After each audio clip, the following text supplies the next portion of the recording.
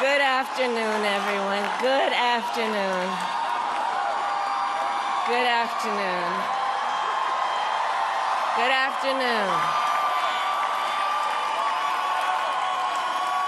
Thank you all. Thank you, thank you. Thank you, thank you. So let me say, and I love you back. And I love you back. So let me say, my heart is full today. My heart is full today, full of gratitude for the trust you have placed in me, full of love for our country, and full of resolve.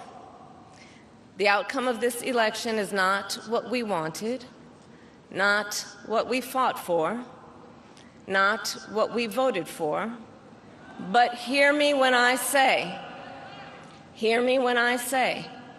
the light of America's promise will always burn bright. As long as we never give up and as long as we keep fighting.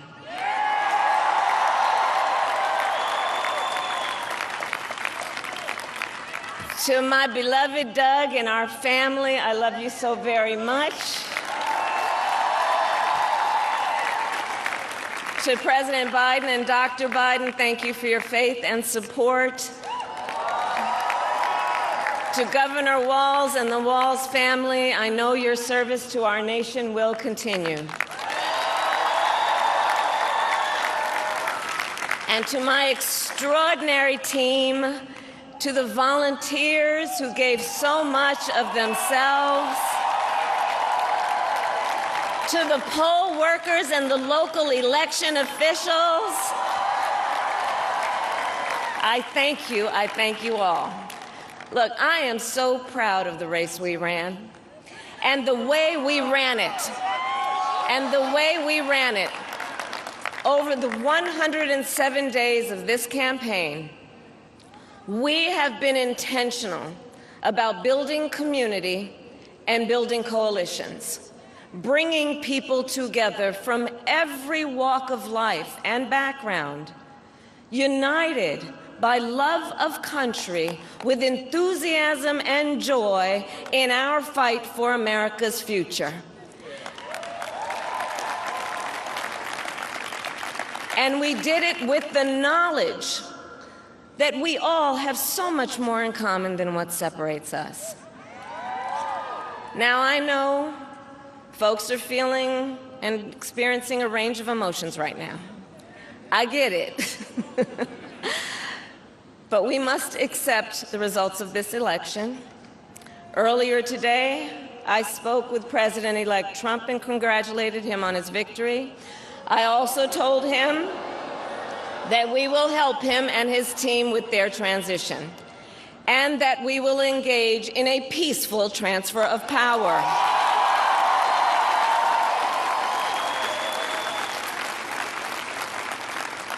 A fundamental principle of American democracy is that when we lose an election, we accept the results. That principle, as much as any other, distinguishes democracy from monarchy or tyranny, and anyone who seeks the public trust must honor it. At the same time, in our nation, we owe loyalty not to a president or a party, but to the Constitution of the United States.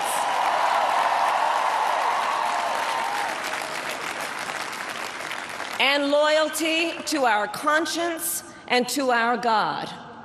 My allegiance to all three is why I am here to say, while I concede this election, I do not concede the fight that fueled this campaign.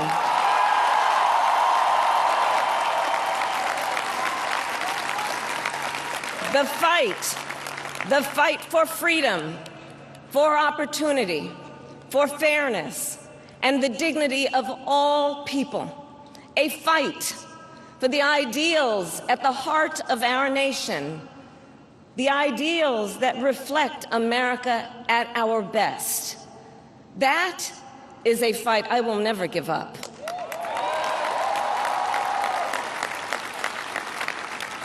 I will never give up the fight for a future where Americans can pursue their dreams, ambitions, and aspirations, where the women of America have the freedom to make decisions about their own body and not have their government telling them what to do. We will never give up the fight to protect our schools and our streets from gun violence.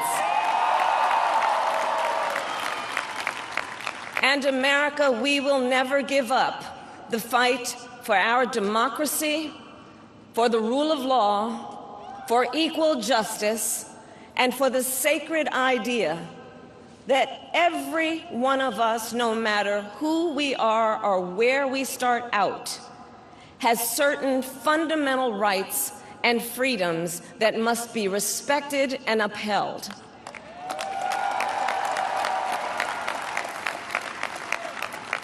And we will continue to wage this fight in the voting booth, in the courts, and in the public square. And we will also wage it in quieter ways, in how we live our lives, by treating one another with kindness and respect, by looking in the face of a stranger and seeing a neighbor, by always using our strength to lift people up, to fight for the dignity that all people deserve. The fight for our freedom will take hard work, but like I always say, we like hard work. Hard work is good work. Hard work can be joyful work. And the fight for our country is always worth it. It is always worth it.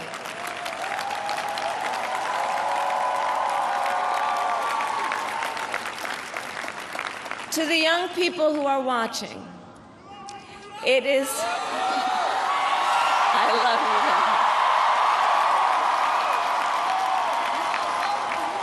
you. To the young people who are watching, it is okay to feel sad and disappointed, but please know it's going to be okay. On the campaign, I would often say, when we fight, we win. But here's the thing. Sometimes the fight takes a while. That doesn't mean we won't win. That doesn't mean we won't win. The important thing is don't ever give up. Don't ever give up. Don't ever stop trying to make the world a better place. You have power.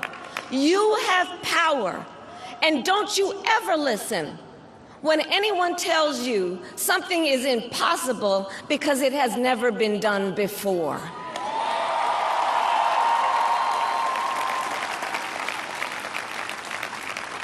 You have the capacity to do extraordinary good in the world. And so to everyone who is watching, do not despair. This is not a time to throw up our hands. This is a time to roll up our sleeves. This is a time to organize, to mobilize, and to stay engaged for the sake of freedom and justice and the future that we all know we can build together. Look, many of you know I started out as a prosecutor, and throughout my career I saw people at some of the worst times in their lives, people who had suffered great harm and great pain, and yet found within themselves the strength and the courage and the resolve to take the stand, to take a stand, to fight for justice, to fight for themselves, to fight for others. So let their courage be our inspiration. Let their determination be our charge. And I'll close with this. There's an adage an historian once called a law of history, true of every society across the ages. The adage is, only when it is dark enough can you see the stars. I know many people feel like we are entering a dark time, but for the benefit of us all, I hope that is not the case. But here's the thing, America, if it is, let us fill the sky with the light of a brilliant, brilliant billion of stars. The light of optimism, of faith, of truth, and service.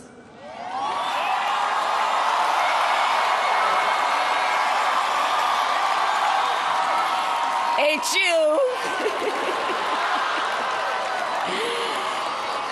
And may that work guide us, even in the face of setbacks, toward the extraordinary promise of the United States of America. I thank you all. May God bless you, and may God bless the United States of America. I thank you all.